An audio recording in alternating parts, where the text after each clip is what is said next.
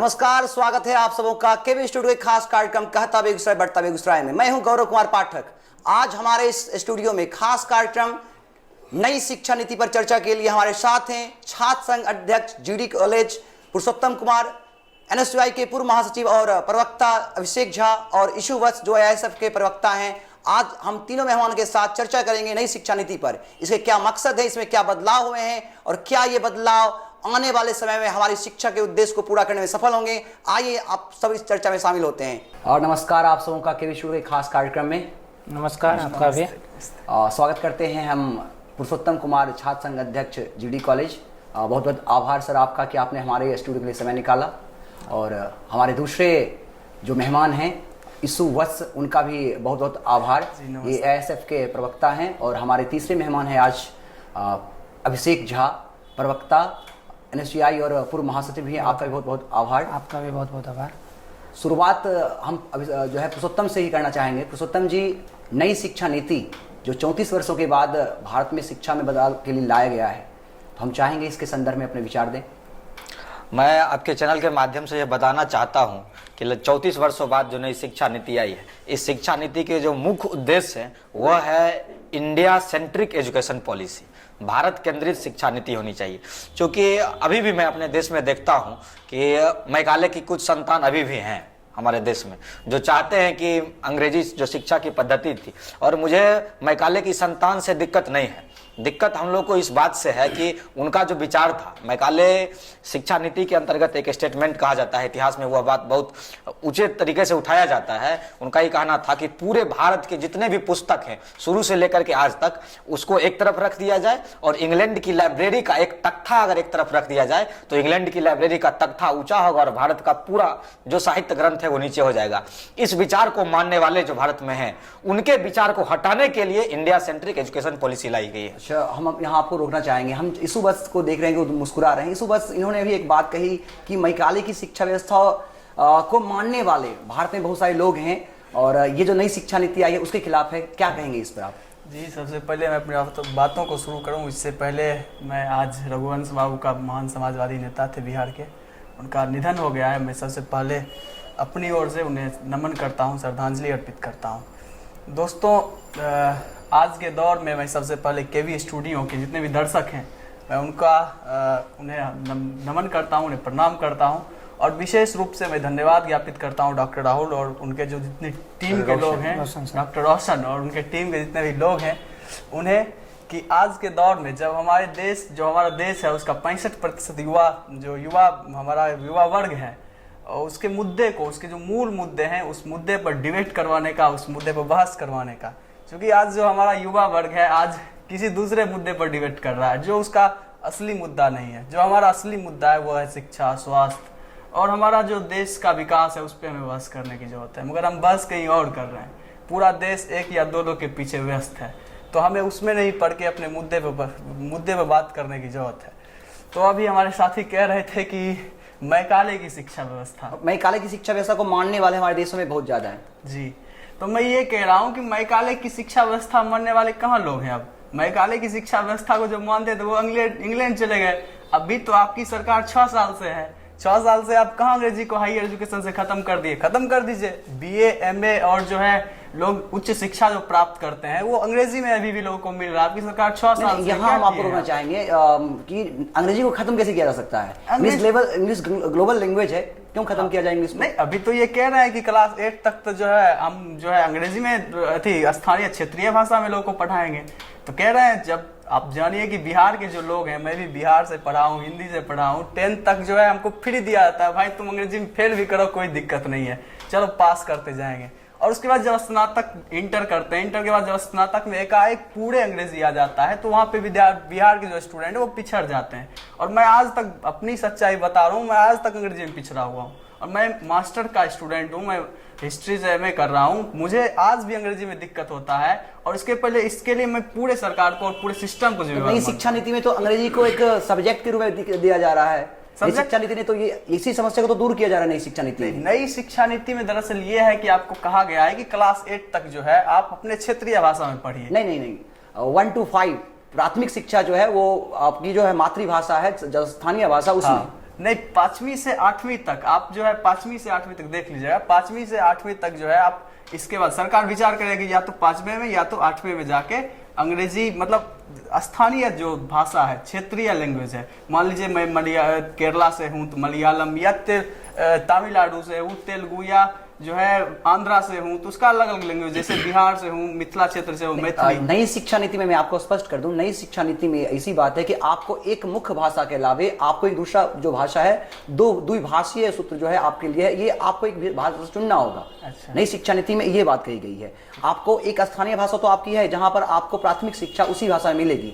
आपकी जो मातृभाषा, चाहे आप हिंदी में से हैं तो हिंदी के, अगर बांग्ला के हैं तो बांग्ला, मराठी, जो स्थानीय भाषाएं इसमें लेना है, क्योंकि ये प्राइमरी स्टेज की एजुकेशन है। लेकिन बाद का जो शिक्षा है वो आप दूसरे विषय को भी आपको पढ़ना होगा। ये बात नई शिक्षा नीति में कही गई है। पुरुषोत्तम जी, आप थोड़ा सा इस पे इनको विषय को थोड़ा बढ़ाएंगे। विषय को मैं यही कर रहा हूँ।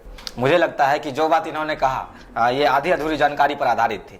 जो त्रिभाषी, अभी इन्होंने कहा कि अंग्रेजी हटाई जा रही है, हटाई गई है, और जहां हटाई जा रही है एक तरफ आपके लोग वहां विरोध कर रहे हैं, आप यहां रखने की बात कर रहे हैं, और आप ही के लोग वहां विरोध कर रहे हैं। जो साउथ के लोग हैं वो विरोध कर रहे हैं। मैं यही कहना चाहूंगा कि तांत्रिक विज्ञान का यह डाटा है कि 6 वर्ष तक का जो बच्चा होता है उसके माइंड में मल्टी लैंग्वेज कैपेसिटी बहुत ज्यादा होती है। उसके बाद उसका मल्टी लैंग्वेज कैपेसिटी घटता है। इसलिए बच्चा जो शब्द सीखता है अपने शुरुआती जीवन में, वह अधिकतम शब्द जो दूसरे भाषा का प्रयोग करता है वह 6 वर्ष तक ही सीखता है।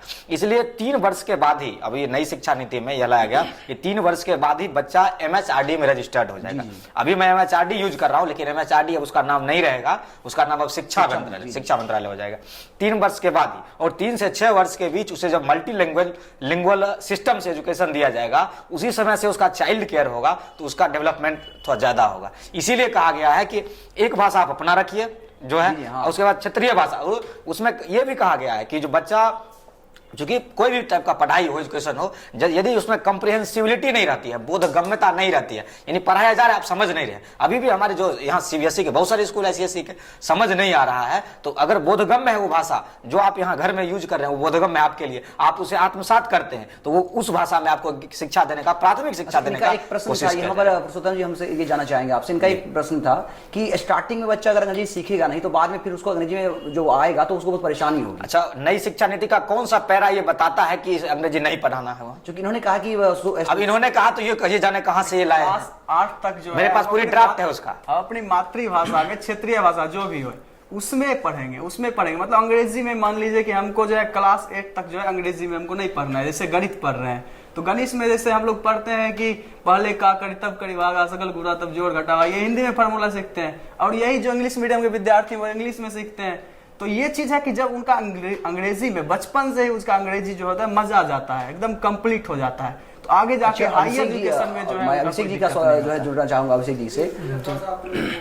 अभिषेक जी, अभी आपने इस वर्ष का भी सुना, पुरुषोत्तम जी का भी सुना, जो ये बात चल रही है कि जो कहीं ना कहीं अंग्रेजी भाषा को लेके, अंग्रेजी सब्जेक्ट के रूप में, भाषा के रूप में, तो जो इनका ईसुवत्स जी का कहना है कि जो शुरू से अंग्रेजी का ज्ञान अगर मिलेगा तो मजे हो जाए, मतलब मच जाएंगे, उनका निपुणता आ जाएगी बच्चों में, कहीं ना कहीं वो अपने आप को थोड़ा सा सहज महसूस करेंगे। और नई शिक्षा नीति जो है वो ऐसा नहीं कि उसको समाप्त करता है। नई शिक्षा नीति में यह कहा गया है कि जो अंग्रेजी की अनिवार्यता थी प्राथमिक शिक्षा के लिए, वो उसको समाप्त किया गया है।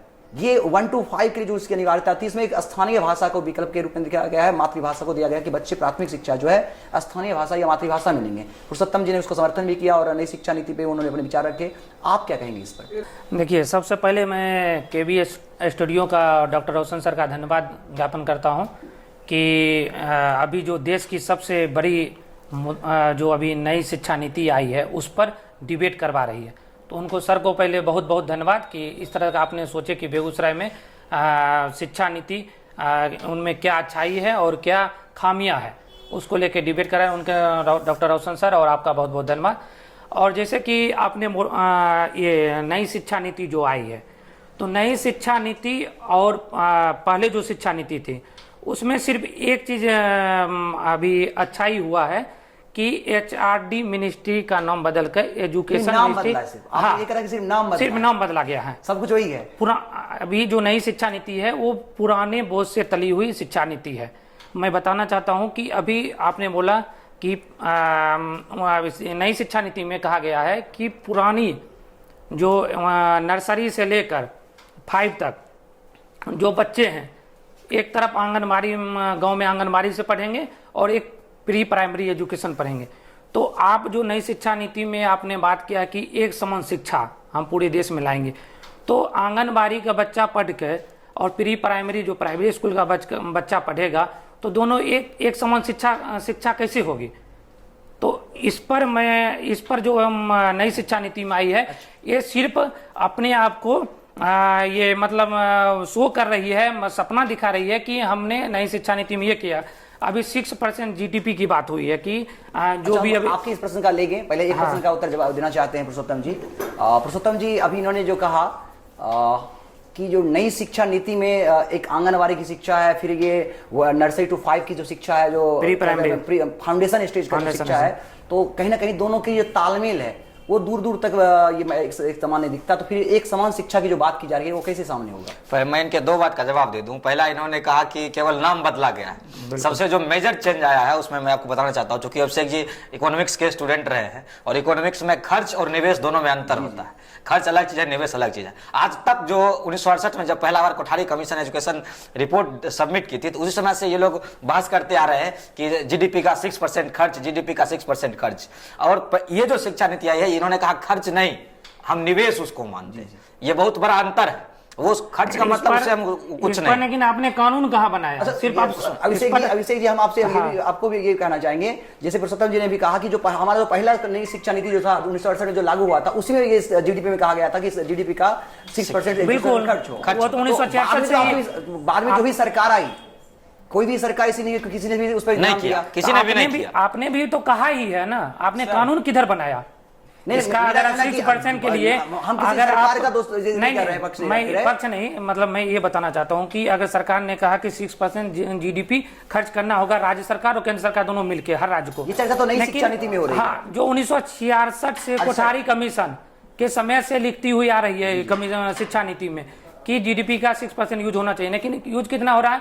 मात्र 3% 4% हो रहा है। यही बात मैं कहना चाह रहा हूं कि ये माइंडसेट का बदलाव है। उन्होंने खर्च माना, उन्होंने खर्च माना और हमने उसे निवेश माना। अभी आपने पुरुषोत्तम जी का सुना, अभिषेक जी का सुना कि जो हमारी जीडीपी है, कुल जीडीपी का 6% खर्च करने की बात शुरू से ही रहा है, लेकिन ये धरातल पर नहीं आया। क्या कहना चाहेंगे? देखिए, सबसे पहले 1966 से लेकर 1968 के बीच जो कोठारी कमीशन का जो बना था नई शिक्षा नीति पे, तो उसमें ही 6% की बात कही गई है। और अभी मतलब 50 साल के बाद, तकरीबन 50 साल के बाद हमारी जो सरकार है वो भी 6% पड़ी है।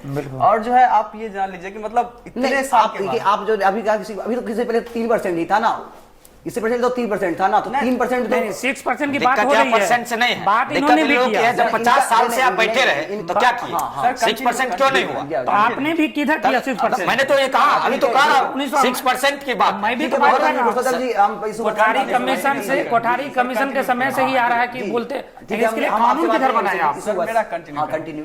तो मैं ये कहना चाहता हूं कि 1966 में आपने कहा कि 6% यूज होना चाहिए, और 2020 में भी आप कह रहे हैं 6% यूज होना चाहिए। उसके बाद दूसरा एक पक्ष तो ये है, दूसरा पक्ष ये है कि आप 1966-68 के बाद आप देखिए अभी तक जो है, इवन 2020 तक देख लीजिए कि किसी भी सरकार का हिम्मत नहीं हुआ कि 4%, सबसे ज्यादा यूपीए सेकेंड की सरकार ने 3.9% कुछ शिक्षा बजट लाया। अभी जो इनकी सरकार है, भाजपा की सरकार है, 2014 से लेके अभी तक 2020 तक इन्होंने लगातार शिक्षा बजट को कट किया है। शिक्षा बजट ये हाल कर दिया कि 2014 में जो शिक्षा बजट हमारा था देश का 3.9%, तो काट के भी 2.8% पे ये ले आए हैं। और उसमें भी आपको बता देना चाहता हूं कि जो अभी शिक्षा बजट मतलब जो अलॉट होता है शिक्षा बजट, उसमें भी पूरा यूज नहीं कर पा रहे हैं। पूरा हम पुरुषोत्तम जी, पहले आपको एक बात मैं क्लियर कर दूं कि पुरुषोत्तम जी यहाँ पर छात्र राजनीति से जुड़े हुए हैं और छात्र संघ के अध्यक्ष जीडी कॉलेज के, किसी पार्टी को रिप्रेजेंट नहीं कर रहे हैं यहाँ पर, चूंकि एबीपी जो है विद्यार्थियों की पार्टी है और किसी ये एक विंग हो सकता है, लेकिन ये किसी अच्छे दल से नहीं है। पुरुषोत्तम जी, इन्होंने भी एक बात कही कि जो वर्तमान सरकार है वो बोल कुछ और रही है, उसका डाटा कुछ और जा रहा है, लेकिन वो लागू नहीं हो पा रहा। जो कुल इधर भी जब बजट अनाउंस हुआ, बजट में बढ़ोतरी है, अभी कहां से डाटा लेके चले आए कि उसमें घटोतरी आ गया, वो डाटा का सोर्स आपको बता दे, मैं भी वहां से सोर्स इकट्ठा करने की कोशिश करूंगा, बताए कहां से लाए। मैंने तो उसमें बढ़ोतरी देखा, बजट में बढ़ोतरी 78,000 करोड़ रुपया बढ़ाया गया, ज्यादा उसमें किया गया, और कहां से इनको कमी आया है वो कमी अभी आप बात कर रहे थे निवेश की, उसके संदर्भ में निवेश में यह कहना चाहता हूं कि ये माइंडसेट का बदलाव है। जो ये लोग बोझ मान करके उसको खर्च करते रहे, हम लोग उसे बोझ नहीं, हम निवेश करते हैं। निवेश करने का मतलब यह है कि जब आप बच्चे पर उसको अप्लाई करते जा रहे हैं तो उससे हमें इनकम है। निवेश का मतलब उससे इनकम हमको आएगा, और खर्च का मतलब वो चला गया।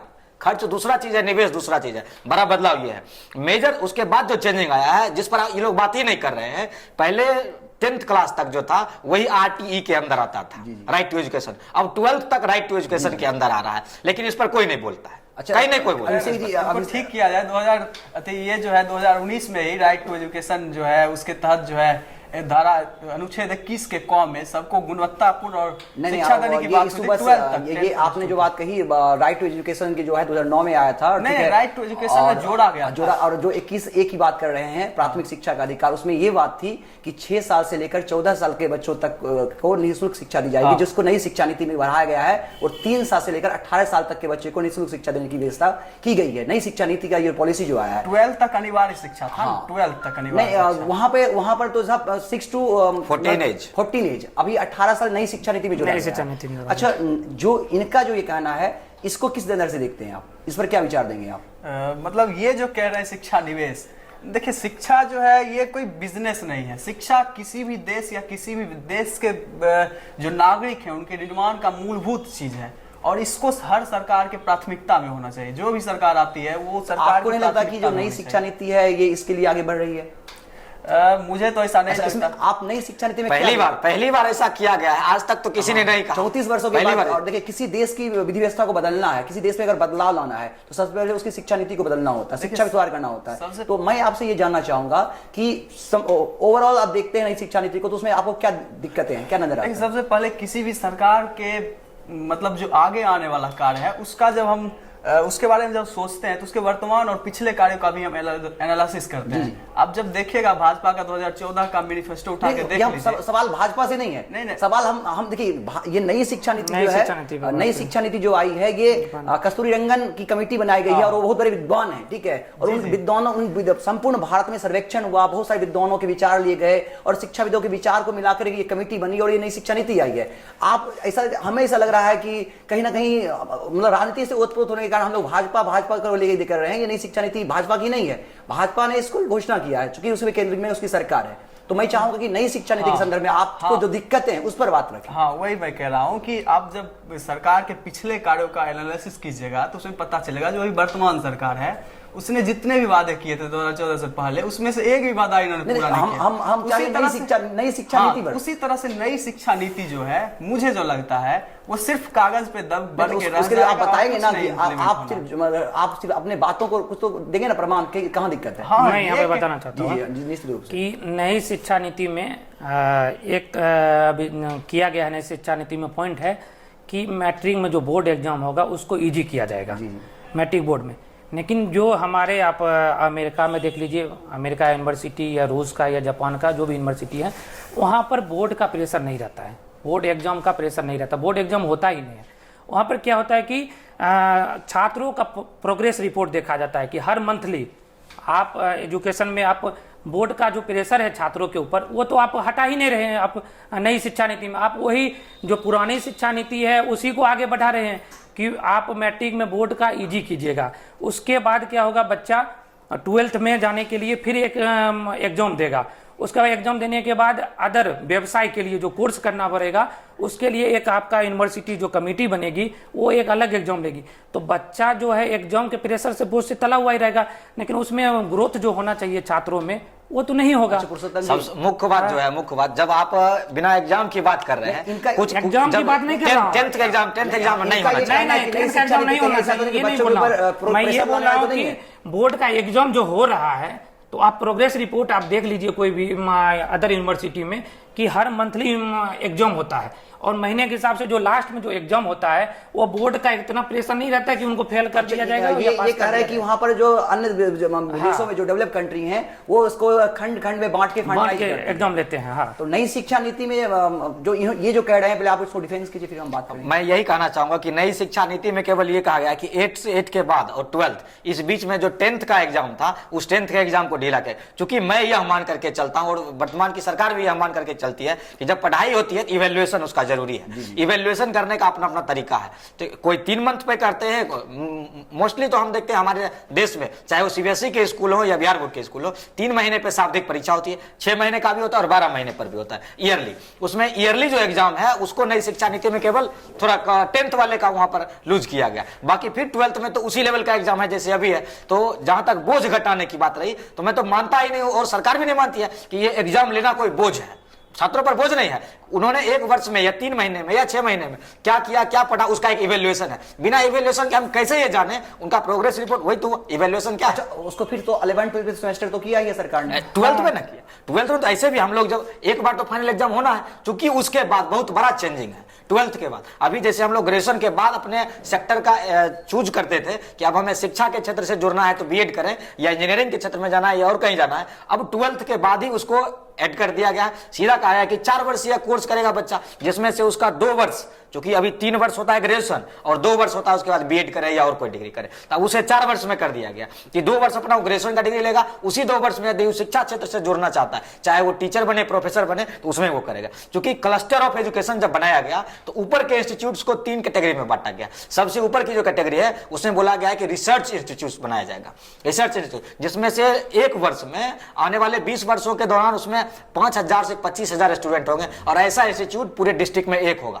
ऐसा कहा गया। और इस टाइप के जो इंस्टीट्यूट्स होंगे उसके फंडिंग की बात की, क्योंकि फंडिंग पर बहुत बात चल रहा है। प्राइवेटाइजेशन कहा जा रहा है, शिक्षा का बाजारीकरण, लेकिन लोग समझ ही नहीं रहे। उसमें समझने का मुख्य मुद्दा यही है, मुख्य बात है कि कोठारी कमीशन की रिपोर्ट में भी ये बात बोला गया था, लेकिन उस पर कोई ने ध्यान दिया। अभी भी वही बात के कस्तूरी रंगन की जो रिपोर्ट है उसमें यह कहा गया है कि आप यह मान करके चलिए कि ये एक चैरिटेबल एक्टिविटी है शिक्षा। चैरिटेबल एक्टिविटी का मतलब अगर कोई अडॉप्ट करना चाहते हैं, अगर बेगूसराय में कोई डॉक्टर है, बड़े डॉक्टर है, वो अगर कहते हैं कि हम बीपी स्कूल को फंड देना चाहते हैं या बीपी स्कूल को यह कहना चाहते हैं कि वहां जो भी इंफ्रास्ट्रक्चर डेवलपमेंट होगा मैं उसमें मदद करूंगा, क्या दिक्कत है इसमें? कोई दिक्कत है लेने में? दिक्कत है, मैं बताना चाहता हूँ।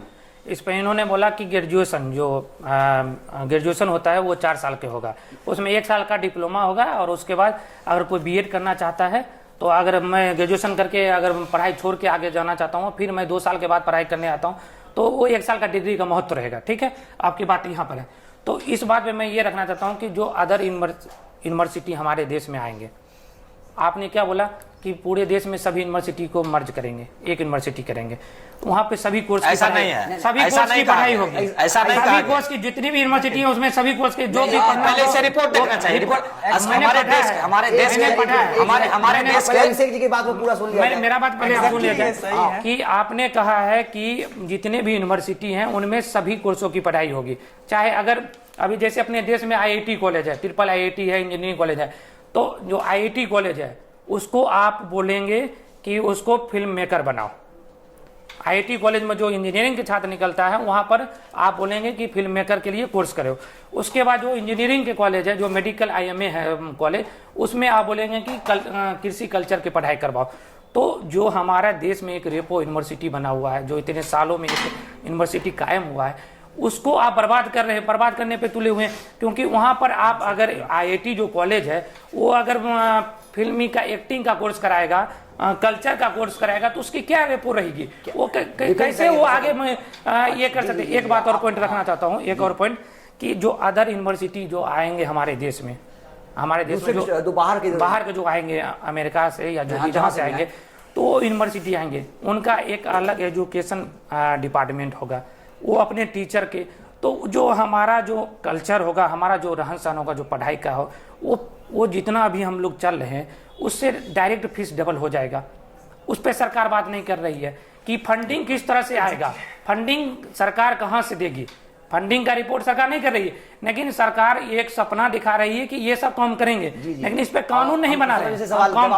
सवाल लेते ही कुछ बोलना चाहते हैं। देखिए, हम ये कह रहे हैं कि अभी जो सरकार ये लाई है मैं ये कहना चाहता हूँ कि ये शिक्षा नीति कोई दिक्कत नहीं है, शिक्षा नीति अच्छी है, प्रोग्रेस की तरफ है, मगर सरकार की जो कथनी और इस बात को आप मानते हैं कि नई शिक्षा नीति से कोई परेशानी नहीं देखिए है? कागज पे लिखे होने से कुछ नहीं होता है, उससे सरकार आने से पहले भी कागज पे बहुत कुछ लिख के दिया था, वो क्या हो गया? नई कुछ नहीं शिक्षा हुआ। नीति का मैं जैसा समर्थन है, करता वैसा ही हूँ, है। लेकिन नई शिक्षा नीति में जो खामियां हैं, 2-4 खामियां जिस कमियां जैसा था, 2 करोड़ उसको दूर रोजगार किया का जाए और वादा एक किया कानून था। बना के उसको लागू किया जाए। रोजगार नहीं दे रहे हैं। अभी आपने मैं उनके बात को पूरी तरह ये खारिज करता हूँ।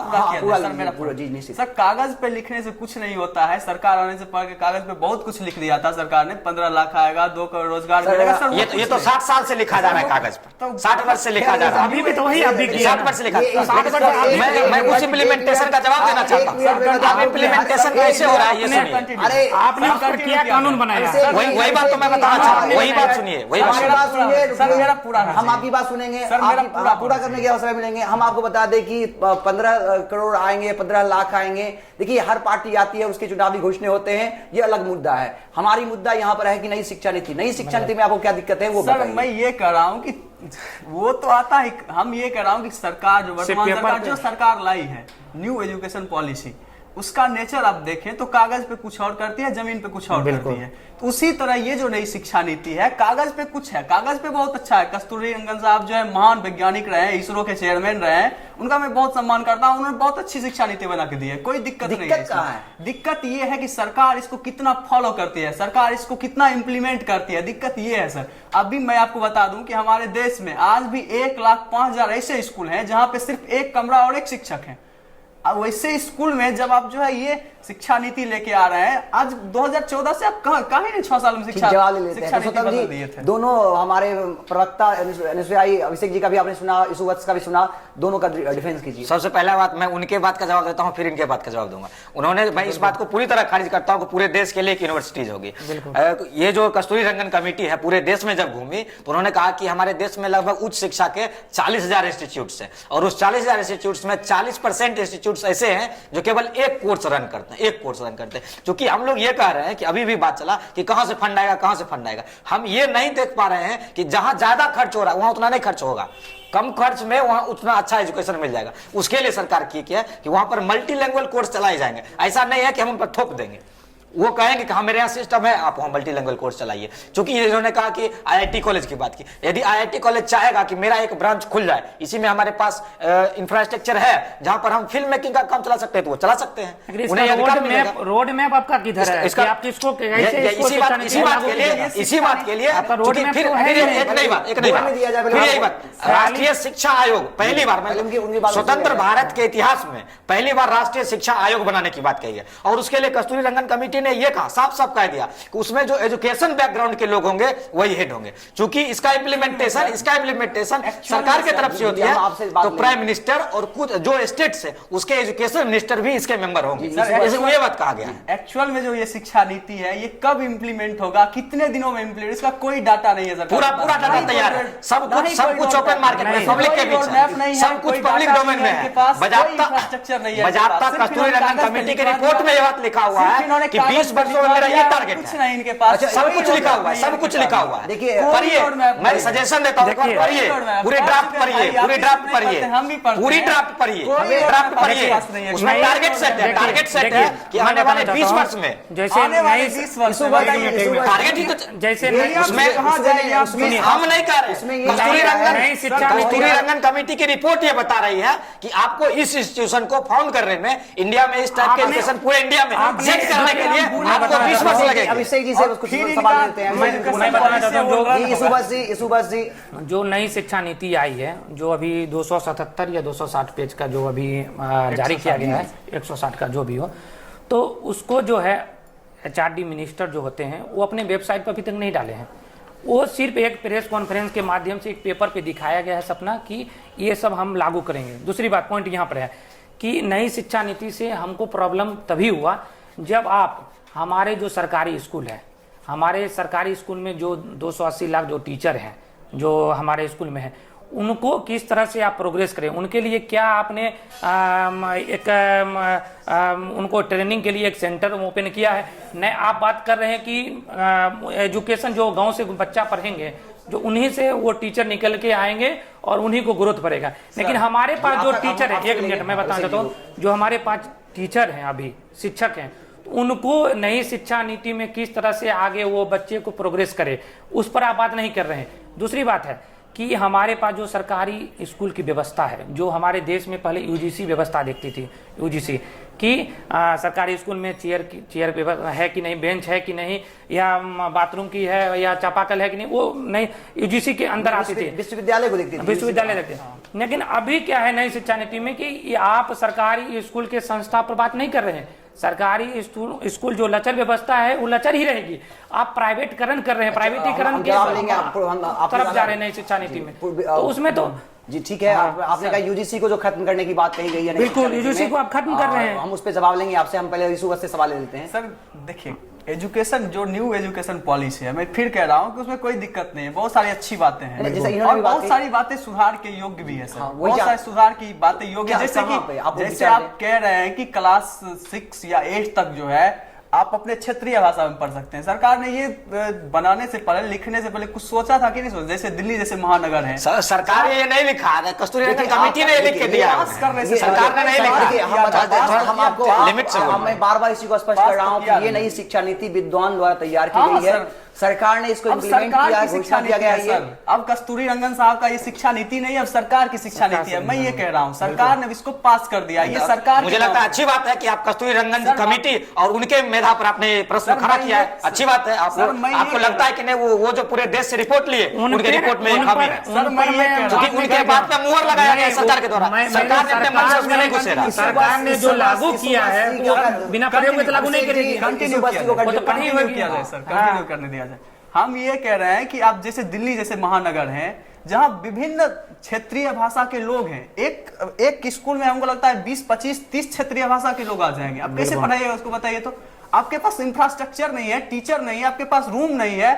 ऐसी स्थिति में जो अभी भी 65 लाख टीचर इसी के लिए दो जवाब देना। पहला मैं उनके बात का जवाब अभिषेक जी का कि इन्होंने कहा कि नई शिक्षा नीति में जो यूजी को खत्म किया गया है, इस पर आप क्या कहना चाहेंगे? उनका एक बात और था कि शिक्षकों की ट्रेनिंग की बात, शिक्षकों की ट्रेनिंग की अच्छे शिक्षक इससे पहले वाले प्रश्न पर ही मैं आपको ये बता रहा था। मैं बता दूं, इनका एक सवाल है कि जो विद्यालय का इंफ्रास्ट्रक्चर है उसमें कैसे बदलाव लाया जाए। दोनों बात। सबसे पहले कि इन्होंने जो कहा कि शिक्षकों की ट्रेनिंग की बात, तो अपर लेवल में जो 3 टाइप के इंस्टीट्यूशन की बात की गई है उसमें second type teacher training institution की बात है कि उस पर केवल उनके लिए चूंकि किसी भी पढ़ाई के सिस्टम में यदि शिक्षक में गुणवत्ता नहीं है तो शिक्षण प्रक्रिया में गुणवत्ता नहीं होगी। इसलिए सीधा कहा गया है कि हमारे जो सेकंड टाइप के इंस्टीट्यूट्स होंगे वो केवल टीचर ट्रेनिंग इंस्टीट्यूट्स होंगे और वहां केवल रिसर्च और टीचर ट्रेनिंग दो ही काम चलेगा। और इस टाइप के इंस्टीट्यूट आने वाले 2040 तक कहा कि कस्तूरी रंगन कमेटी ने रिपोर्ट में कहा कि आप इस टाइप के इंस्टीट्यूट 2040 तक पूरे देश में खोलिए, जिसमें से केवल आप 2500 से 5000 तक टीचर को इनरोल्ड कीजिए और वही लोग उनमें गुणवत्ता आएगी। पहली बात। दूसरा, जब यूजीसी को खत्म करने की बात है,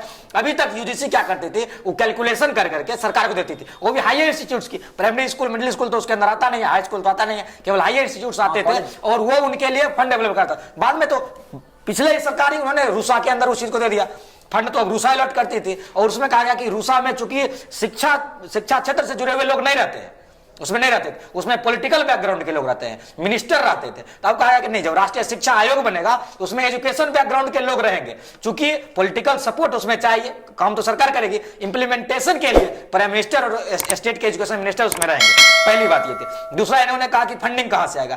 फंडिंग के लिए बाकायदा 3 पेज लिखा गया है नई शिक्षा नीति में, 3 पेज उस पर डिटेल से लिखा गया है कहां से आप फंडिंग प्राप्त कर सकते हैं। सुनिए फंडिंग कर रहे थे, 6 साल से सरकार आपकी चल रही है, क्या बैठ के कीर्तन कर रहे हैं बैठ के, क्या 31 नाम जप रहे सिर्फ बैठ के, क्या देखिए नई शिक्षा बोलने से पहले भाषा संयमित होनी चाहिए। ठीक है, मैं तो मानता हूं कि इन्हें मतलब भाषा यूज करने में महारत हासिल है, कुछ बोल दिए जा रहे हैं, कुछ बोल दिए। तथ्य पे बात कीजिए, तथ्य पे बात कीजिए, तथ्य पे बात कीजिए। देखिए नई शिक्षा नीति में, नई शिक्षा, एक मिनट दो, प्रश्न करते हैं लेकिन जवाब नहीं सुनते हैं।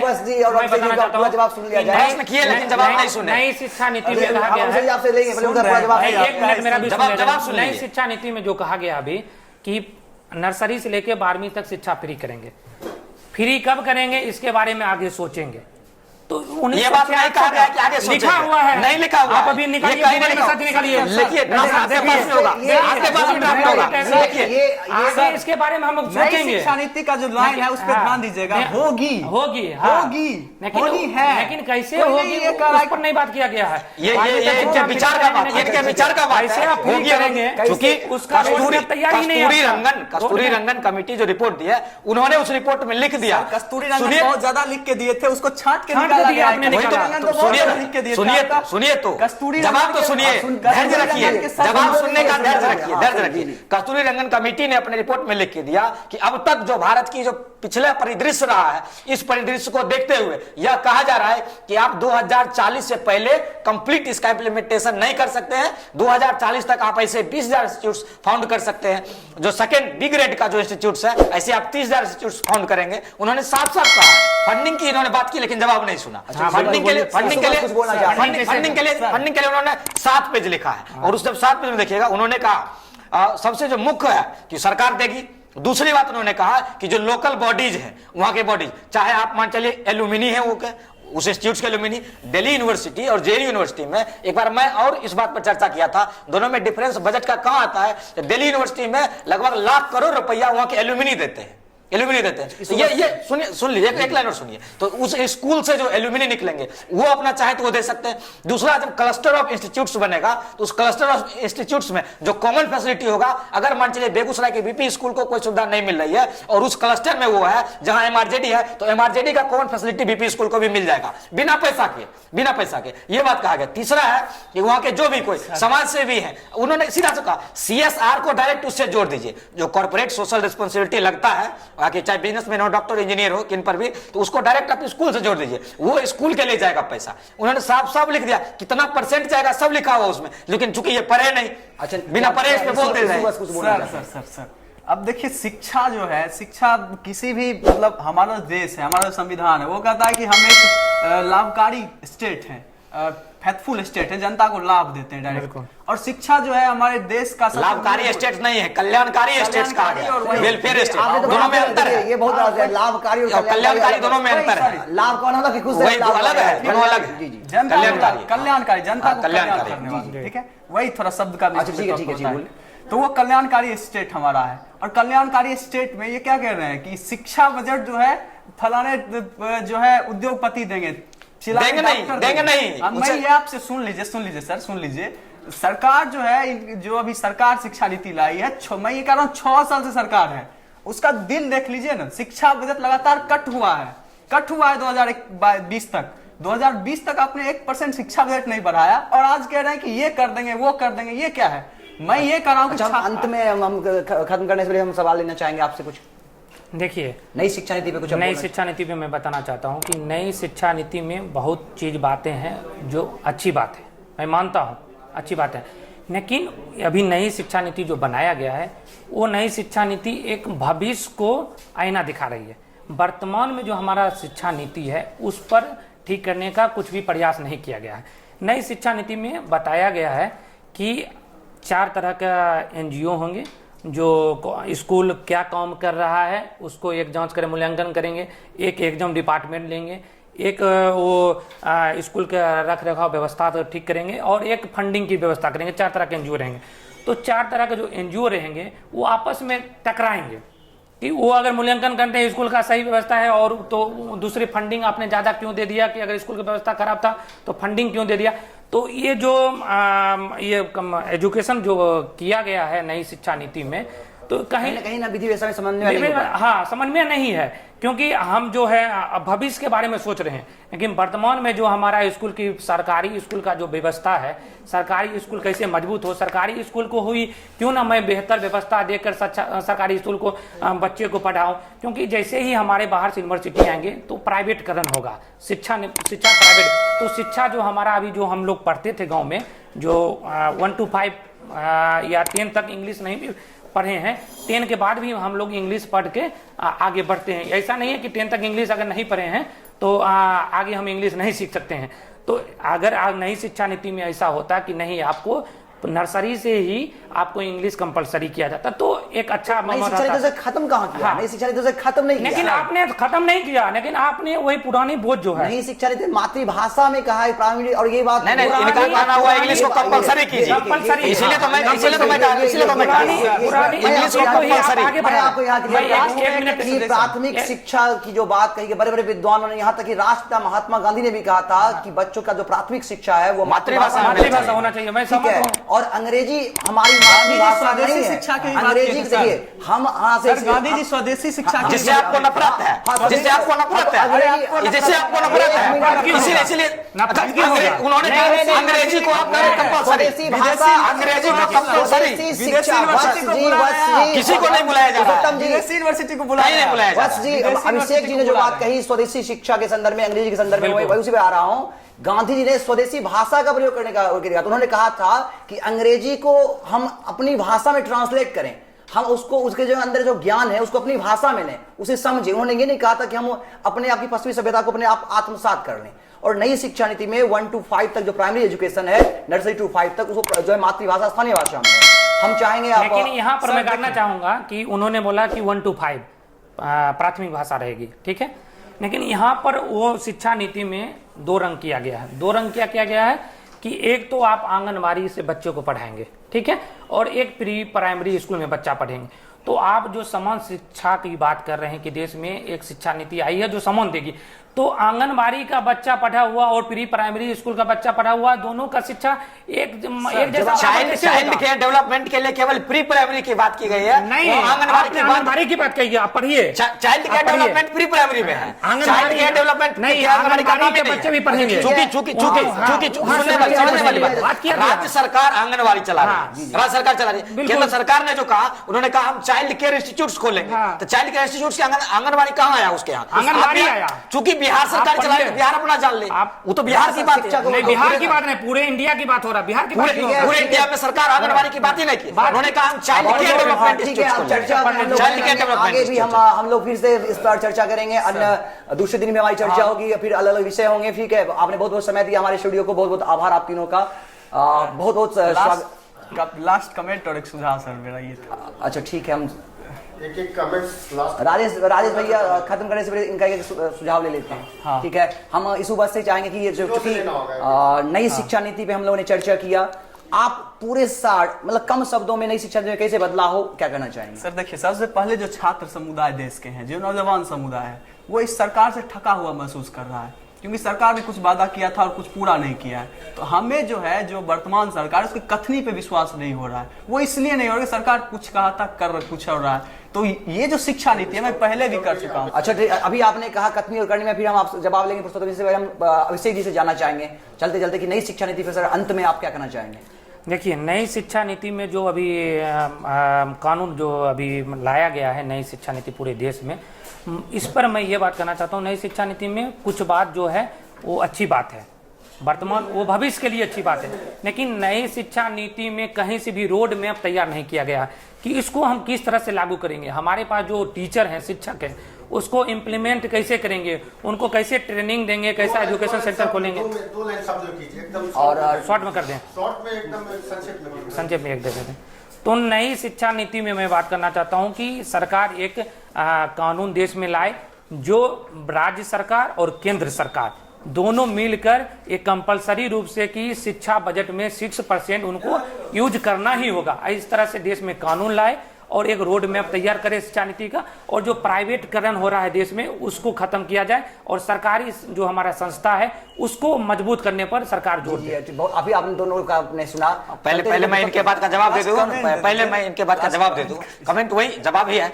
तो इन्होंने कहा कि कथनी कुछ और है, करनी कुछ और है। मैं यह मानता हूं कि सरकार जितना कहती है उससे ज्यादा करती है, मुझे ये लगता है, ऐसा मुझे लगता है। इनकी बात का जवाब सुन लिया